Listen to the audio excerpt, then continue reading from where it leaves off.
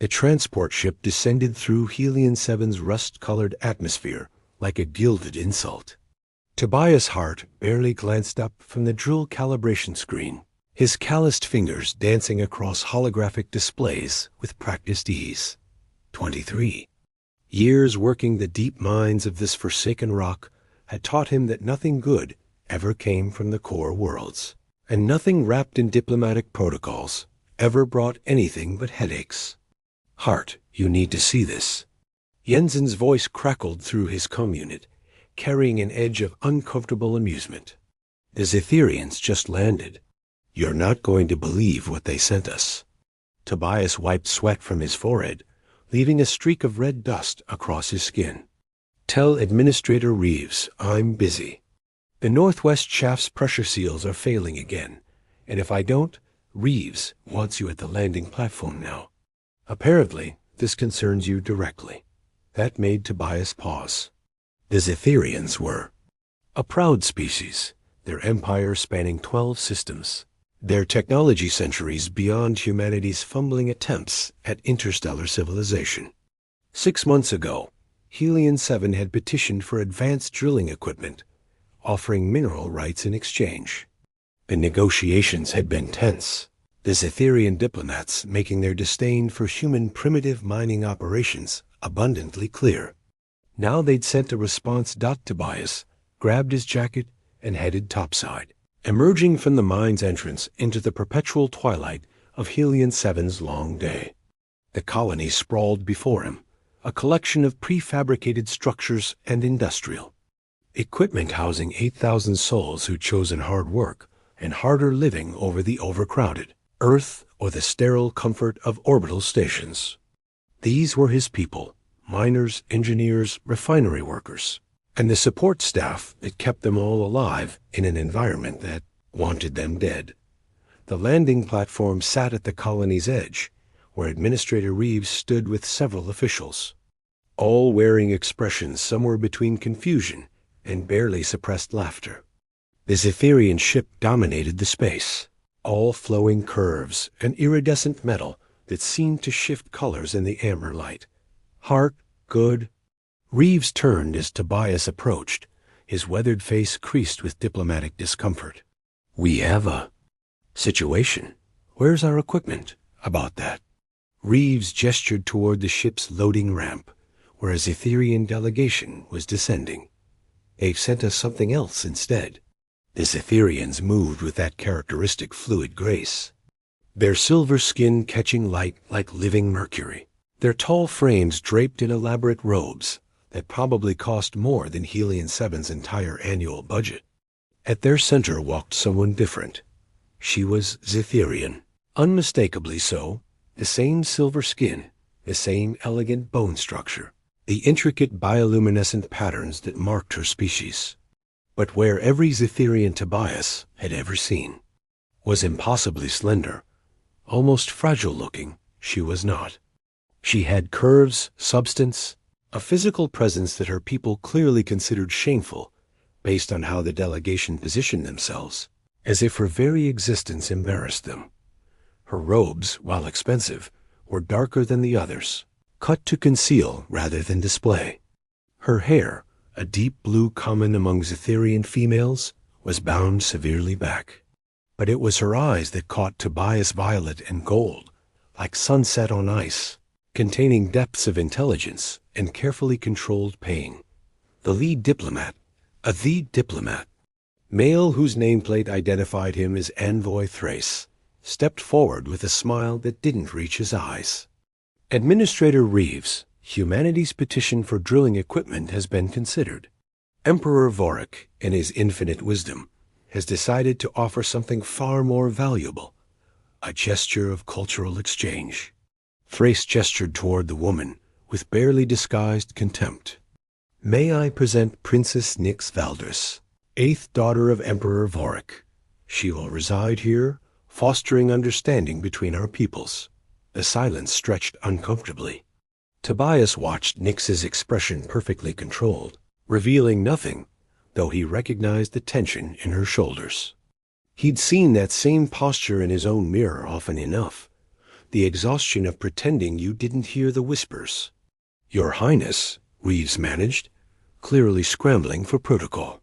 "This is unexpected, indeed." Nix's voice was musical, carrying harmonics that made simple words beautiful. "I'm certain my presence is not what you anticipated, Administrator. My father has a unique sense of humor." The way she said it, perfectly level, made the insult crystal clear. They'd asked for equipment and then sent the daughter no one wanted, the one who embarrassed an empire simply by existing. Thrace's smile sharpened. "The princess is well educated, though her indulgences have limited her practical applications. Still, perhaps even here she might find some small use." He turned to leave, his delegation following. "We will return in 1 standard year for evaluation. Do try to keep her occupied, won't you?" They departed with unnecessary haste, leaving Nix standing alone with a single travel case, the ship lifting off almost before the ramp had fully retracted. 8,000 colonists would be breathing recycled air and hoping their equipment held together for another year, because a petty emperor had decided humiliation was an appropriate response to a trade request. Tobias felt anger kindle in his chest, hot and righteous. Reeves cleared his throat awkwardly. "Your Highness will arrange quarters. Hart here can show me what you actually need." Nix's voice cut through the platitudes. She looked directly at Tobias, those extraordinary eyes meeting his without flinching. "You petitioned for drilling equipment. What specifically?" "What's failing?" Tobias blinked. "Excuse me? I'm not an idiot, Mr. Hart. I can see the stress fractures in your facility housing from here. I can hear the pressure irregularity in your ventilation systems. This colony is held together by desperation and skill, and my father just denied you the tools you needed to survive." Her expression remained controlled, but something fierce burned beneath. "So tell me what's failing, and perhaps I can be less useless than he intended." Everyone stared. Jensen let out a low whistle. "You're an engineer?" Tobias asked carefully. Many things." Nix picked up her case, waiting, most of them inconvenient to acknowledge. "But yes, I have 17 technical certifications from the Imperial Academy, including advanced geothermal dynamics and high-pressure mineral extraction. None of it mattered because I committed the unforgivable sin of enjoying food and taking up space." Her voice remained steady, but Tobias heard the years of rejection beneath every word. Right then, he made a decision, the kind that came from gut instinct rather than logic. "Northwest shaft, pressure seals failing. You're welcome to take a look if you're serious." "I'm always serious about my work, Mr. Hart. It's the only thing I've ever been allowed to be good at." As they walked toward the mine entrance, Reeves, sputtering protests behind them, Tobias studied her from the corner of his eye. There was something about the way she moved purposeful, certain, despite obvious exhaustion. How many times had she been dismissed before even speaking? How much brilliance had been wasted because an empire valued aesthetics over ability? "Call me Tobias," he said as they reached the elevator. "And for what it's worth, you're not useless." Nix looked at him, surprise flickering across her face before the careful control returned.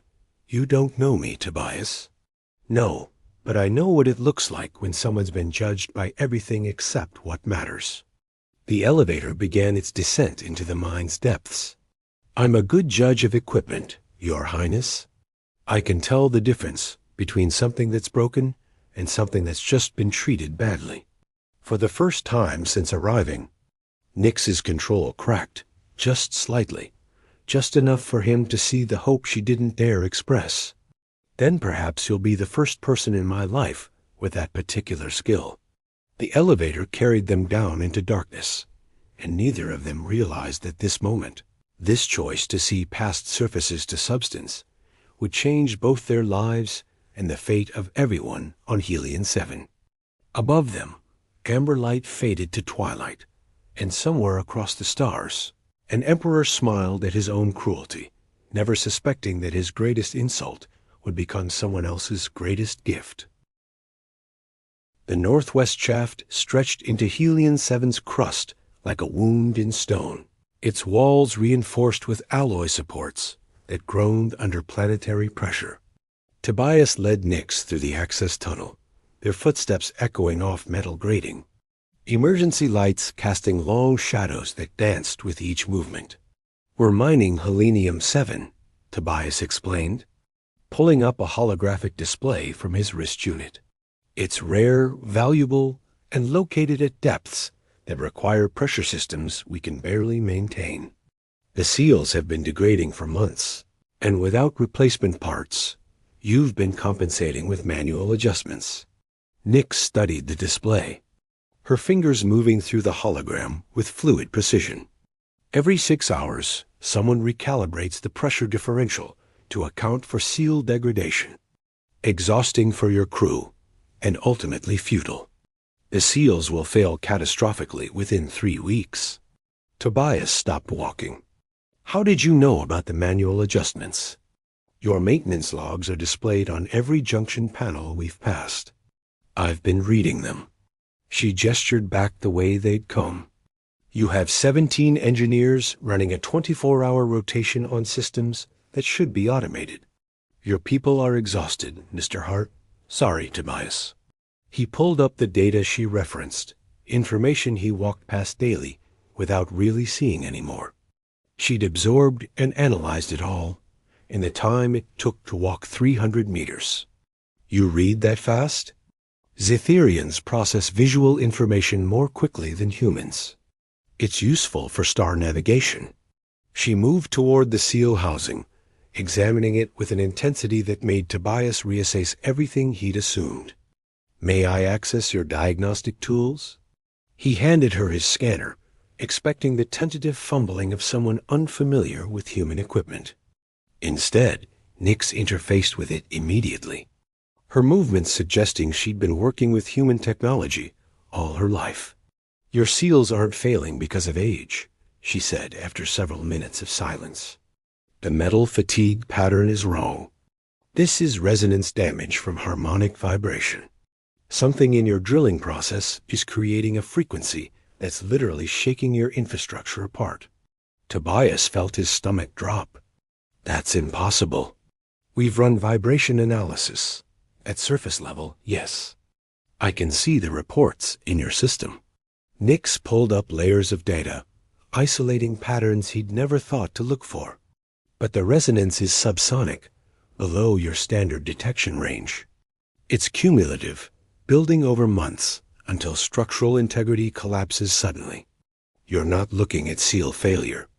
You're looking at a potential cascade collapse of your entire northwestern mining operation." The temperature in the tunnel suddenly felt colder. "If you're right, we could lose the whole shaft.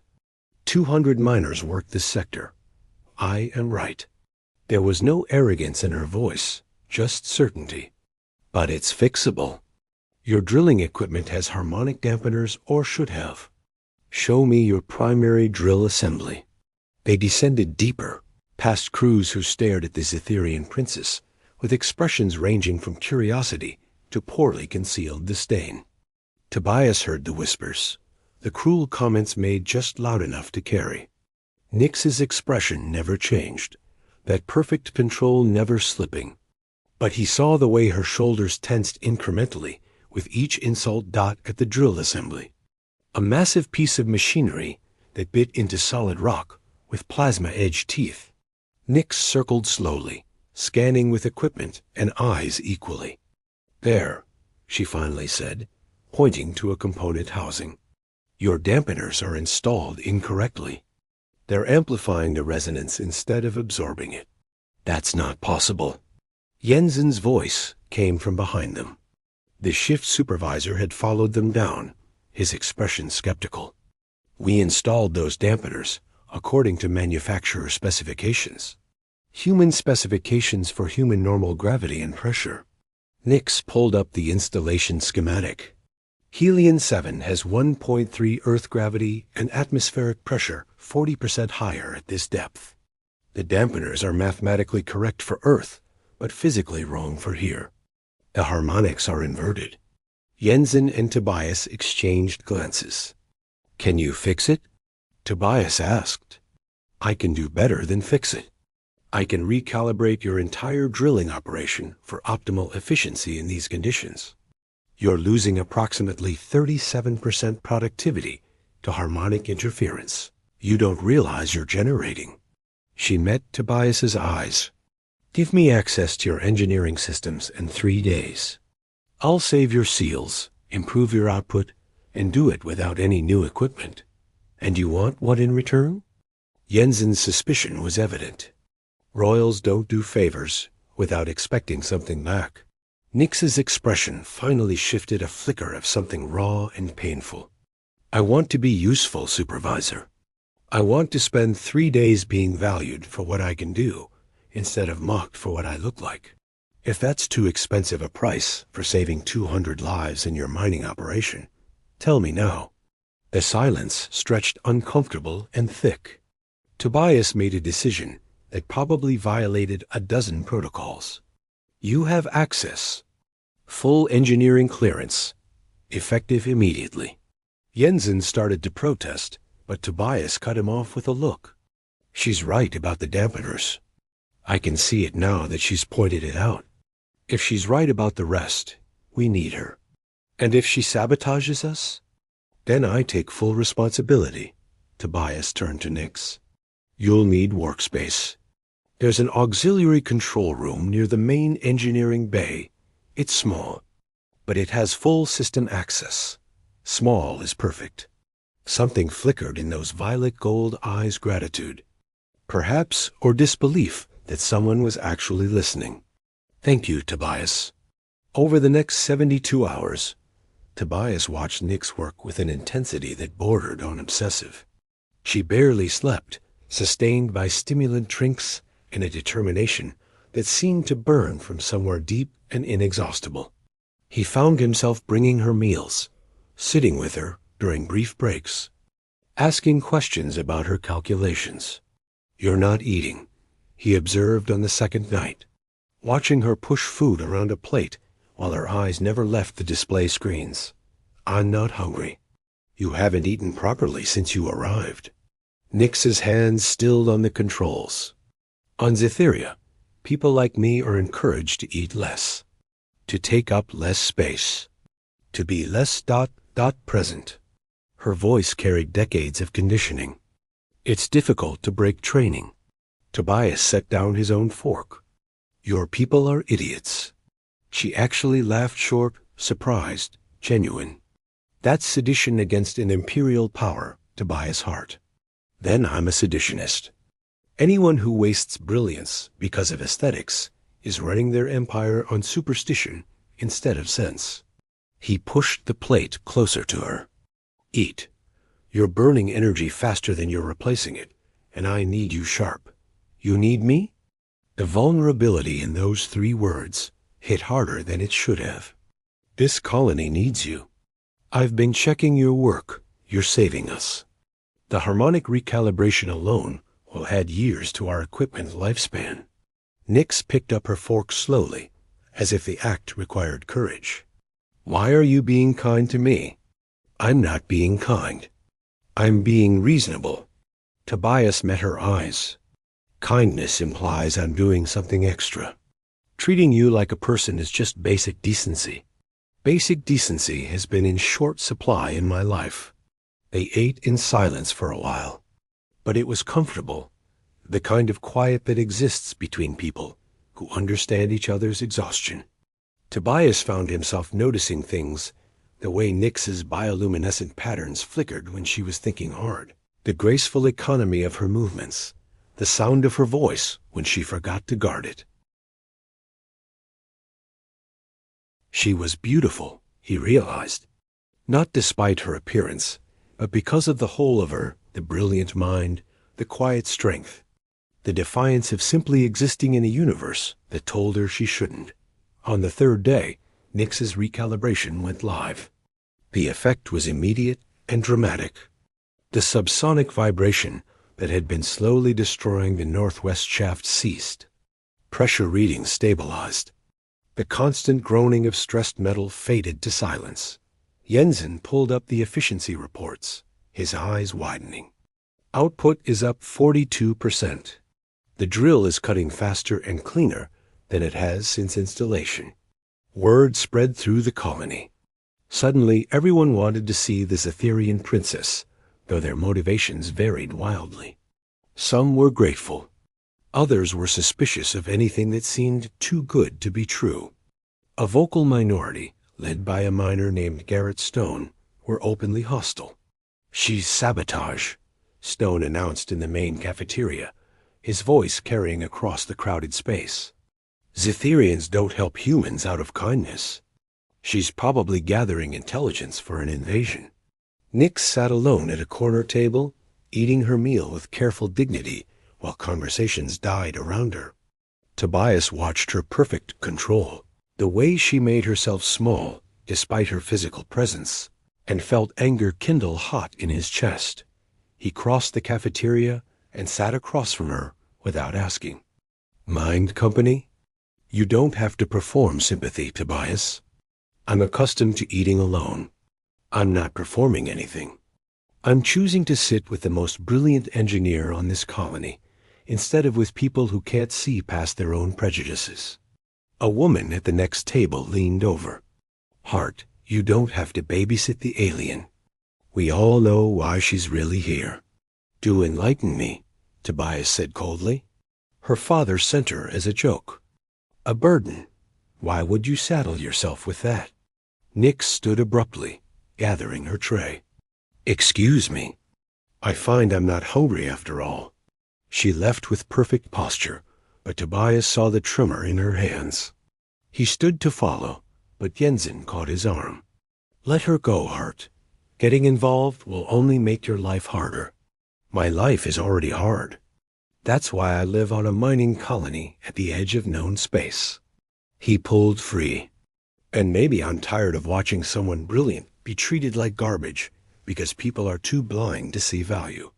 He found Nix in the auxiliary control room, standing at the window that overlooked the mining operations, her reflection ghostly in the reinforced glass. She didn't turn when he entered. "You should maintain distance, Tobias. Association with me will damage your standing." "My standing can take the hit." He moved beside her, looking out at the machinery she'd saved. "I meant what I said. You're brilliant.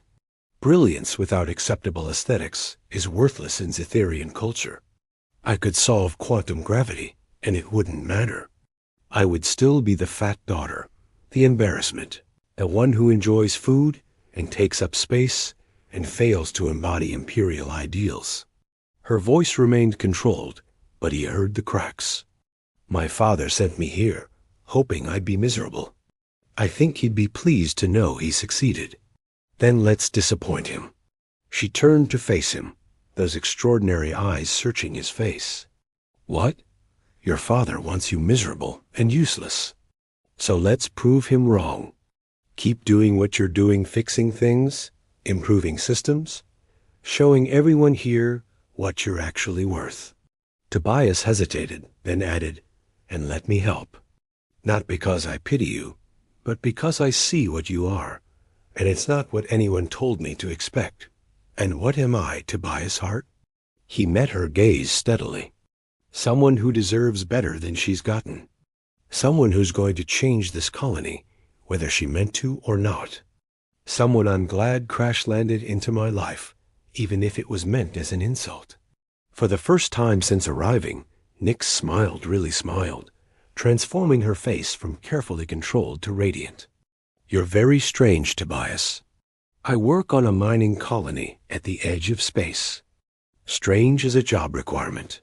She laughed, and the sound filled the small room like music, and Tobias realized with startling clarity that he was in serious trouble. He was falling for an alien princess who'd been sent to his colony as a joke. And he didn't care about the politics or the complications or the fact that her father was an emperor who could probably have him killed with a word. He only cared that when she laughed, It felt like something in the universe had clicked into place.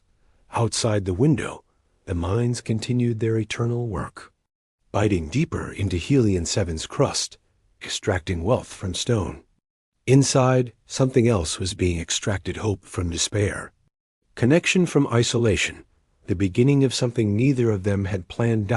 And in the depths below, where pressure and darkness tested every system, Nix's improvements held strong, keeping miners safe, proving that sometimes the things you don't expect are exactly what you need. The colony was about to learn that lesson far more dramatically than anyone anticipated. The alarm screamed through Helion 7 at 0347 hours, dragging Tobias from restless sleep into immediate alertness. The pattern was wrong, not the steady pulse of a standard emergency, but the staccato shriek that meant catastrophic systems failure. He was running before his boots were fully laced, his comm unit already connecting to the emergency channel. Jensen's voice came through, barely controlled panic threading every word. Total collapse in the eastern sector. Seismic event triggered a methane pocket release. We've got flooding, structural compromise, and 73 miners trapped below the safety line. Tobias's blood turned to ice. The eastern sector was their oldest operation, the infrastructure patched and repatched for 15 years. Casualties? Unknown. We've lost communication below level 7. The methane concentration is reaching explosive levels, and the ventilation system can't handle the volume. Jensen's voice cracked. Tobias, if we don't stabilize this in the next 2 hours, we lose everyone down there. He burst into the emergency operations center to find chaos. Administrator Reeves looked 10 years older, surrounded by engineers shouting conflicting assessments.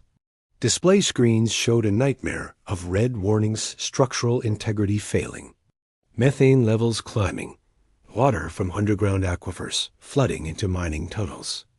Options, Reeves demanded, his face gray. We evacuate who we can reach, offered Marcus Webb, the senior safety officer. Seal the lower levels and wait for the methane to disperse naturally. It'll take weeks, but 73 people, Marcus. Tobias pulled up the sector schematics. We're not sealing them in a tomb. Then what? The ventilation system can't handle this volume. If we try to force it, we risk igniting the methane. One spark and the entire sector explodes. Tobias stared at the displays, his mind racing through scenarios and finding only dead ends. The eastern sector's infrastructure was a maze of jury-rigged solutions, nothing like the clean systems in the newer operations. Every solution he calculated ended in either explosion or suffocation. Let me see. The voice cut through the chaos like crystal. Nix stood in the doorway, still in sleep clothes, but with a tablet clutched in her hands.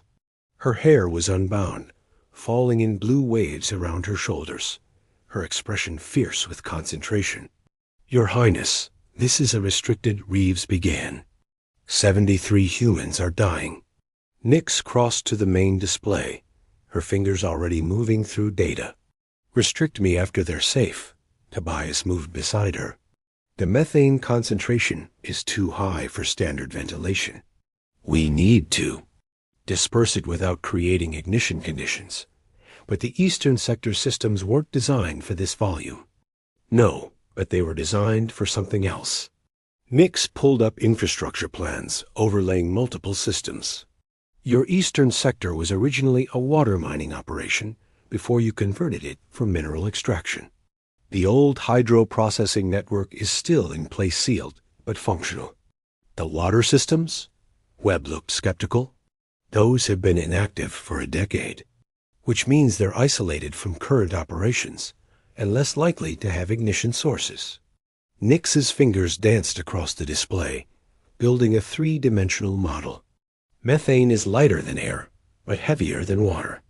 If we flood the lower chambers with controlled water flow, we create a pressure gradient that forces the methane upward through designated channels where we can safely vent it to the surface. Jensen shook his head. That would take days to implement, and we don't have the pumping capacity. You do if you repurpose your cooling systems from the Western refinery. The infrastructure is compatible. You'd need to reconfigure the flow controls, but it's possible. She looked at Tobias. It's risky. If the water flow is too fast, we could drown the miners we're trying to save. Too slow, and the methane reaches explosive concentration before we can disperse it. Can you calculate the exact flow rates? Tobias asked. I already have. Here.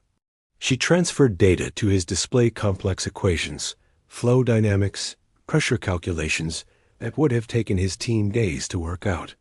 But implementation requires manual reconfiguration of 17 junction points, most of them in or near the danger zone. Someone has to go down there. I'll go, Tobias said immediately. Not alone you won't. Nix met his eyes. You'll need someone who understands the calculations to make real-time adjustments. The variables will shift as we implement. This isn't a set-and-forget solution. Absolutely not, Reeves said. Your Highness, if something happens to you, the diplomatic consequences will be my father's problem, not yours. Nix's voice carried steel. I didn't come here to be decorative.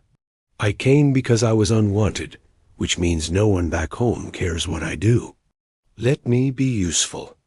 Tobias saw the determination in her face, the need to prove her worth that went beyond logic or safety. He understood it intimately, the drive to matter, to be more than what people assumed. We go together, he said. But we follow my lead on safety protocols. The eastern sector is unstable. Agreed. 20 minutes later, they descended into hell. The elevator shuddered and groaned, emergency lighting casting everything in red. Tobias carried reconfiguration equipment, while Nix held her tablet, rechecking. Calculations as they dropped below the safety line. Why are you really doing this? He asked as the elevator creaked through level 5. You could have sent the calculations and stayed safe. Because people like me don't get second chances, Tobias. She didn't look up from her screen. My entire life, I've been told my mind doesn't matter because my body is wrong. If I succeed here, safe in an operations center, they'll say it was luck or that others did the real work. But if I'm here, in the danger, solving problems in real time. She finally met his eyes. Then maybe they'll have to acknowledge I'm not worthless. You're not worthless. You're the only person who's ever made me believe that might be true. The elevator shuddered to a halt at level 6. Beyond the doors, the tunnel was a nightmare of smoke and emergency lighting. Water pooled ankle deep, and the air tasted of metal and methane. Distant sounds of stressed infrastructure echoed through the darkness, groaning metal, dripping water, and somewhere far below, human voices calling for help. They worked through the junction points, methodically. At each one, Tobias reconfigured. Flow controls while Nix adjusted calculations based on real-time pressure readings. The work was exhausting and terrifying, done in near darkness with methane alarms shrieking warnings and water rising incrementally with each passing minute. At Junction 12, disaster struck. Tobias was sealing a pressure valve when the tunnel above them collapsed. Debris rained down, and he barely had time to register movement before Nix slammed into him, pushing him clear. A support beam crashed where he'd been standing, missing him by inches. They landed hard in rising water, Tobias's shoulder screaming with impact. When he looked up, Nix was pinned beneath a fallen panel, water rising around her. No! He scrambled over, trying to lift the panel, but it was wedged against the tunnel wall. Nix, hold on. The junction, she gasped, her face tight with pain. You have to finish the reconfiguration or the water flow will be unbalanced. The whole system will fail. I'm not leaving you. Tobias, 73 people? I said I'm not leaving you. He braced against the panel, muscles screaming, but it wouldn't budge. His mind raced through options, finding nothing. He couldn't lift it alone, couldn't call for help without abandoning his post, couldn't— A hydraulic jack, Nick said, her voice tight. In your equipment kit. Use it to create leverage. His hands were shaking as he grabbed the jack, positioning it against the panel. The hydraulic system hissed to life, slowly raising the debris. Nix pulled herself free, her left leg leaving a trail of silver blood darker than human red, but just as terrifying. How bad? He asked, already applying pressure to the wound. Functional enough. We need to finish. She tried to stand and nearly collapsed. Tobias caught her, feeling the tremor in her body. You can't walk on that. Then you'll have to help me walk. Those violet gold eyes met his, fierce and uncompromising. We finish this together, Tobias, or people die. Choose. He chose. Supporting her weight, they moved through the remaining junctions. Nix called out adjustments through gritted teeth, while Tobias reconfigured controls with one arm, the other wrapped around her waist. Water rose to their knees, then their waists. Methane alarm screamed. Somewhere above, Jensen's voice crackled through failing comms. Asking for status updates, Tobias didn't have time to give Dot at the final junction. Nix's calculations hit a snag. The pressure differential is wrong, she said, staring at her tablet's cracked screen. If we implement now, the water flow will create a surge that could crush the trapped miners. Can you recalculate? I'm trying, but there are too many variables. She stopped, her eyes going wide. The old geothermal vents. When this was a water mine, they used natural heat channels for processing. If we open vent 17, it creates a thermal updraft that will stabilize the pressure. Tobias saw it suddenly, the elegant solution she'd found in the chaos. You're brilliant. Tell me that when we're not drowning. But she smiled, quick and fierce, and Tobias felt something shift in his chest.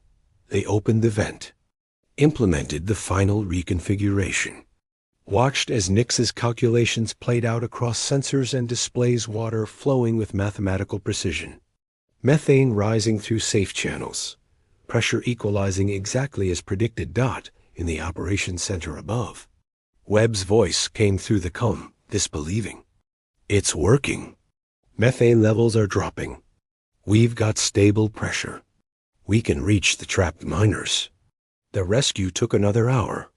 73 miners emerged from the eastern sector, exhausted and frightened, but alive.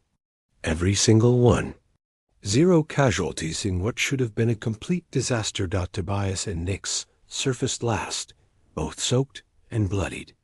In the operations center, Administrator Reeves looked at them with something approaching awe. You saved them.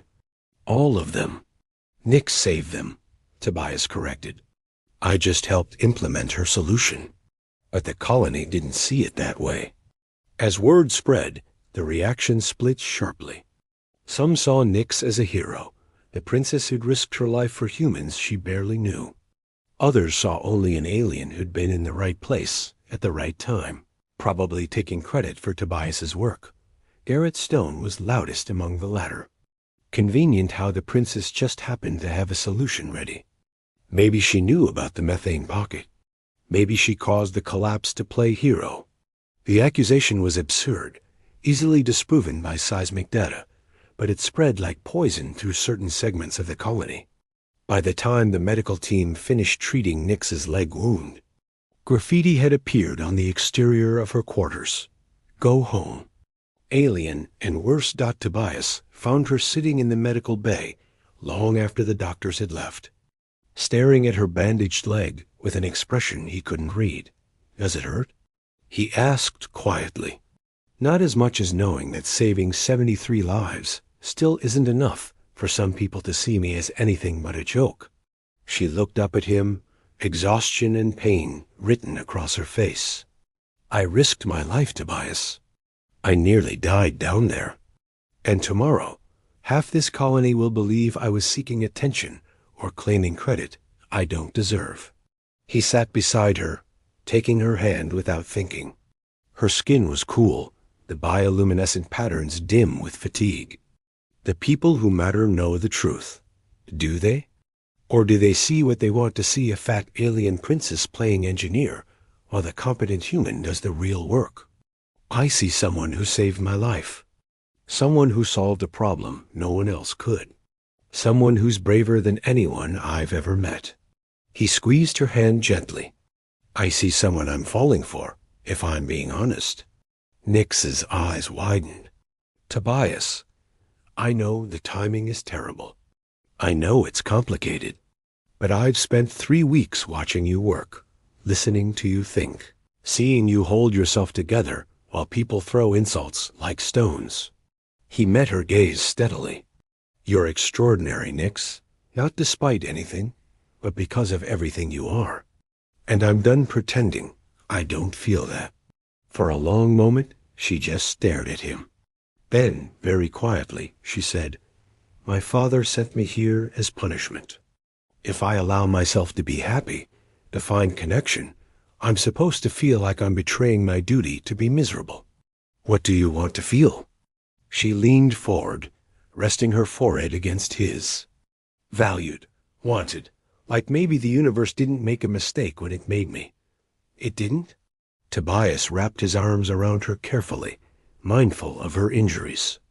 The universe knew exactly what it was doing. They sat in the medical bay as Helion 7 spun through its long day. Holding each other while above them, the colony argued about who deserved credit for survival. Neither of them cared. For the first time in their lives, both felt seen, truly seen by another person. And that was worth more than any amount of approval from people who'd made up their minds about worth based on appearances. Outside, the eastern sector's lights flickered back to life, systems restored. Miners returning to work in tunnels that Nix's brilliance had saved. The mines would produce. The colony would survive.